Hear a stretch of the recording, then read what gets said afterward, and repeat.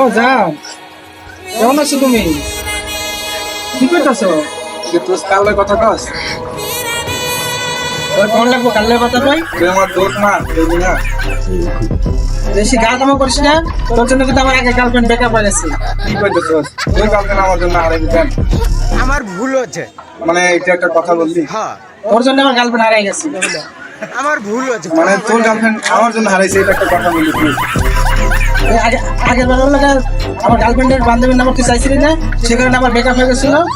তোর ওটা তো চাইতে পারি, তুই আমার বন্ধু না? না, তোর নাম্বার দিব না। মানে তুই তো আমার বন্ধু, তোর গার্লফ্রেন্ডের লাগে আমি নাম্বার তো চাইতেই পারি। তুই আমার বন্ধু না, তুই তো আমার নাম্বার দিতেই পারি। তোর আগের বার নাম্বার দিছিলাম না, আমার গার্লফ্রেন্ডের নাম্বার দিছিলাম না, এই নাম্বার দেওয়ার কারণে সেই কারণে আমার গার্লফ্রেন্ড আমার ব্রেকআপ করে চলে গেছে। তোর আমি নাম্বারটা আমার দিতে পারবো না। দোষ শুধু একবার দি, দোষ এইবার দিলে হয়ে যাবে। না, আমি দিব না।